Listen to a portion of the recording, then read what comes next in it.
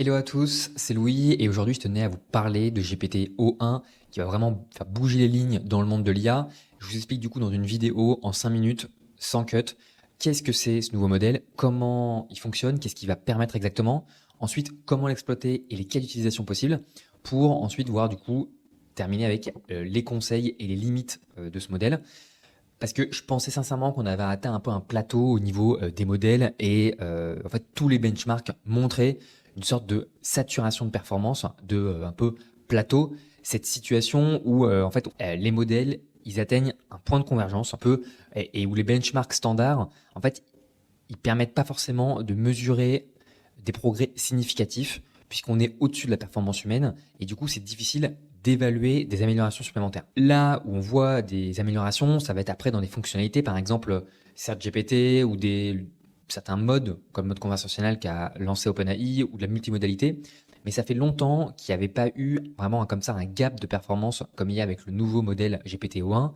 Et du coup, pour continuer de progresser, ça a nécessité de nouvelles approches pour évaluer les modèles et du coup réussir à atteindre et à résoudre des tâches complexes, un peu ce qu'on appelle des long tail tasks, où il y a des objectifs qui sont plus nuancés en termes de compréhension et de raisonnement.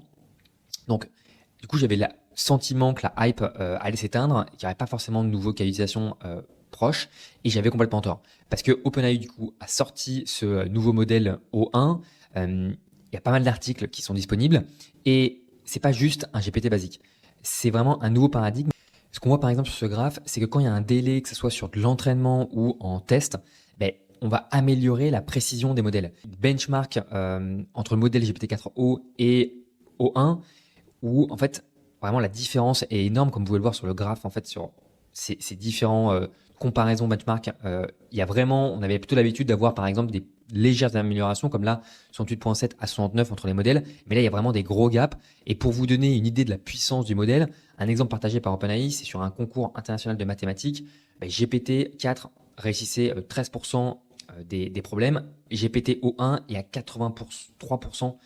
Et il se classe en fait parmi un peu les 500 meilleurs étudiants aux États-Unis sur des épreuves de qualification, sur un concours côté mathématiques. Et on le voit, hein, vraiment le gap, en fait, que ce soit en mathématiques, en programmation, il est énorme. Du coup, qu'est-ce que ça change exactement? Comment ça fonctionne? C'est parce que c'est pas juste une mise à jour de GPT-4, c'est vraiment un nouveau modèle de deep thinking. Et donc là, on le voit. En gros, ce qui se passe, c'est qu'avant de vous répondre, je tenais à vous montrer ce graphe, il va réfléchir. Il va envisager les scénarios possibles, comme quand on essaie nous-mêmes de répondre de résoudre un problème. On va prendre des chemins différents, revenir en arrière, éviter les pièges. Du coup, c'est pour ça que le délai de réponse, il va être plus lent et on va pas chercher la rapidité, mais plutôt une précision de réponse. Ce que l'on voit sur le graphe ici, c'est que il y a un premier chemin qui va être envisagé depuis l'input, donc la demande utilisateur, le prompt. Il va faire sa capacité de raisonnement, sortir un output et utiliser, décomposer les étapes pour faire la même chose et en récupérant l'input et l'output et faire du coup cette deuxième étape qui du coup est une sous-étape pour résoudre le problème, etc., jusqu'à partager la réponse. Donc c'est ça qui est hyper intéressant et ça me fait pas mal penser à une référence sur le sujet de l'IA et exactement à Andrzej Karpathy qui avait partagé une vidéo de près 1 heure où il explique justement les LLM. Et ce qui était intéressant, c'est qu'il expliquait le manque en fait de système 2. Le système 2, ça fait référence à un livre de Kahneman qui s'appelle Thinking Fast and Slow et en français Système 1, Système 2. C'est assez marrant parce que j'avais parlé du fait que les modèles d'IA n'avaient pas encore du système 2. Et en fait, ce qu'il partageait, c'est que ils n'avaient pas cette capacité de réflexion, de raisonnement.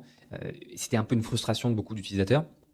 Cette capacité du coup d'envisager des chemins et un peu sur ce modèle de Tree of Choice de penser tout simplement. Et c'est ce que permettent maintenant ces deux nouveaux modèles, parce qu'il y a deux modèles qui sont disponibles. Il y a la version O1 Preview, qui est le modèle le plus puissant, mais limité en termes d'usage, et l'autre modèle, le O1 Mini. Et du coup, il y a deux aspects qui sont importants à retenir. C'est que ce qui peut produire, ce qui réussit à faire, c'est à avoir une chaîne de pensée interne avant de répondre à l'utilisateur, et ça se caractérise par, en fait, on le voit sur l'interface, comment il réfléchit, on va le voir juste après, et un apprentissage par renforcement. Exactement, en gros, en fait, ça va lui permettre d'améliorer sa chaîne de pensée et de vérifier les résultats à chaque étape. Parce que ici, quand il a l'output, il va vérifier. Donc, il va être capable de reconnaître l'erreur, de corriger ses stratégies en essayant une approche différente, de décomposer un problème complexe en des tâches simples. Donc là, par exemple, en fait, il va identifier les différentes solutions et les juger pour choisir la meilleure solution. Donc, on voit, ça se matérialise sur l'interface. Après, il faut comprendre aussi que sur l'interface OpenAI, quand vous l'utilisez, c'est juste un résumé de la chaîne de pensée et OpenAI ne souhaite pas pour l'instant partager complètement ce que le modèle fait pour plusieurs facteurs, de l'avantage concurrentiel, la sécurité, etc. Donc, et ce qu'il faut avoir en tête, c'est qu'avant de trop espérer du modèle O1, il y a aussi plusieurs raisons de douter de ce nouveau modèle. C'est pas définitivement l'AGI, c'est même pas en fait aussi comparable à GPT-5, c'est juste un autre modèle. Et maintenant, je vais vous parler des cas d'utilisation. Rapidement, pour vous parler des cas d'utilisation, j'ai mis quelques notes. Sur Twitter, il commence à y avoir des cas partagés. Et la plupart, en fait, des exemples qui sont partagés sur Twitter, c'est pas mal en fait, d'usage sur la programmation, puisque ça permet en fait, de faire beaucoup de choses. Ici, c'est la création d'une app assez poussée, une app météo, en seulement 10 minutes, en utilisant de la programmation assistée avec l'IA et du coup le modèle O1. Un autre exemple ici, c'est par exemple ici, un peu comme ce qu'on peut parfois retrouver sur Claude, la création de mini-jeux comme ça, qui est une création qui est très complète. Donc ça va quand même plus loin que Claude en capacité de programmation. Un autre exemple ici sur une petite app en 2D. Un autre exemple, je trouve intéressant sur du 3D, jeu vidéo 3D. Donc voilà, il y a pas mal d'exemples comme ça en programmation. Je vais d'ailleurs prochainement faire une vidéo qui montre l'utilisation de curseurs et de replits pour faire la programmation assistée avec l'IA.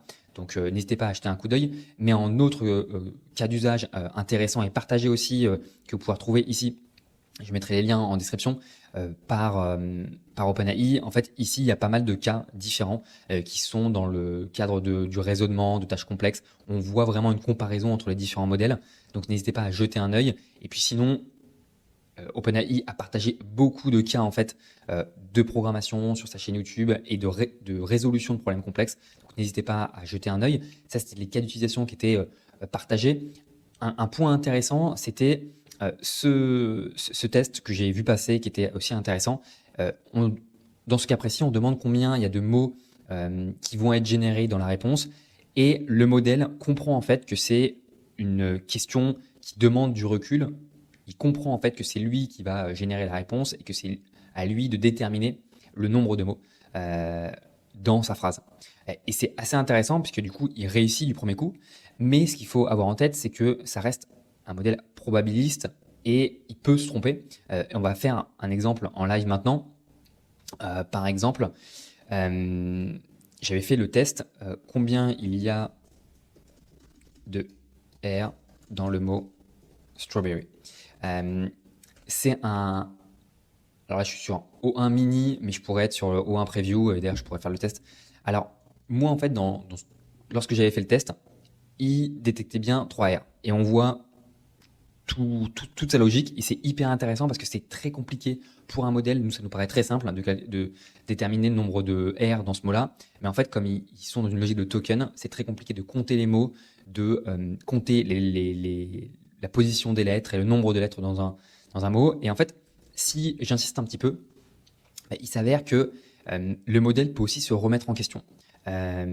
Et là, par exemple, il s'excuse pour l'erreur et il indique qu'il y a finalement 2 R. Et il va vérifier la correction d'une erreur, évaluant la présence des lettres, je switch chaque position, il semble qu'il y ait 2 R. Tout ça pour dire que, en fait, le modèle a cette capacité de raisonnement et de découpage qu'on peut lire, donc hyper intéressant, mais il peut quand même se tromper, en particulier quand parfois on insiste avec le modèle preview. J'ai quand même la deuxième fois eu la bonne réponse, et la troisième fois en insistant, j'ai eu une mauvaise réponse. Voilà, ça c'était les petits cas d'utilisation. Maintenant, moi je vais vous partager mes cas d'utilisation et mes conseils. De mon côté, du coup, j'ai plusieurs cas en tête. Le premier cas concret, c'est l'analyse de données et notamment l'extraction de données sur les documents financiers en fait, où moi, j'avais des problèmes avant pour récupérer certaines données sur un document qui était très long, pouvoir comparer ces données avec ce qu'on avait avant. Et c'est des documents qui reviennent régulièrement. Donc ça va pouvoir beaucoup débloquer ce cas, notamment aussi en programmation pour aller plus loin. Et moi, le gros plus que je vois, c'est dans la gestion de tâches complexes avec les agents. Puisque ce qui va être intéressant, j'ai notamment fait une vidéo sur les agents IA autonomes que vous pouvez voir en haut à droite, mais c'est qu'on va avoir une meilleure gestion des cas particuliers. Parce que c'est impossible de tout anticiper. L'input entrant étant aléatoire, dans le sens où un utilisateur peut, par exemple sur un agent IA de support, et avoir une formulation un peu trompeuse, poser des questions un peu particulières, mais ça demande parfois une capacité de raisonnement assez développée. Donc, c'est là où c'est intéressant. Et moi, je crois beaucoup en cette combinaison des modèles. Un autre graphique intéressant, c'est ce graphique-là qui montre en fait que GPT-4o est meilleur sur la partie rédaction et édition de texte. Ça, c'est en fait un vote qui a été fait par des humains sur la comparaison des résultats. Et donc, je vois bien en fait une équipe d'agents IA avec l'agent manager qui va être lui plutôt utiliser le modèle O1 et donc avoir une capacité, un peu un système de réflexion dans la référence que je vous disais au début sur le livre de Kahneman, alors que les autres vont être plus rapides, moins coûteux sur du système 1. On va chercher de la fiabilité en fait sur le manager pour décider et orienter quelle décision prendre et quel agent choisir. Il y a encore des limites. L'accès, forcément, il est assez limité. Pour l'instant, c'est 30 messages par semaine avec O1 Preview et 50 pour O1 Mini. C'est très faible. Le coût aussi, O1 Preview, il est 3 ou 4 fois supérieur à GPT-4, mais c'est pour des cas d'utilisation vraiment différents. C'est pas comparable. Voilà un petit peu pour vous faire le tour du sujet. Vérifiez vraiment toujours vos réponses, surtout si c'est un sujet important. C'est quand même un pas de géant dans le monde de l'IA parce que ça ouvre des possibilités incroyables. Il faut l'utiliser quand même avec discernement. Il y a des cas qui s'y prêtent, il y en a d'autres qui s'y prêtent pas. Il y a une vraie distinction du coup entre des modèles rapides, peu coûteux, GPT-4, bientôt GPT-5, et ces modèles-là ou cette première version de modèle, O1, qui est plus coûteux. Si vous avez apprécié cette vidéo, n'hésitez pas à mettre un like, à commenter. C'est un format un peu brut comme ça. Dites-moi dans les commentaires ce que vous pensez aussi de GPT-O1 si vous avez fait vos tests comparé à GPT-4. Et puis je vous dis à une prochaine avec une nouvelle vidéo qui devrait arriver très bientôt sur Cursor. À plus, ciao.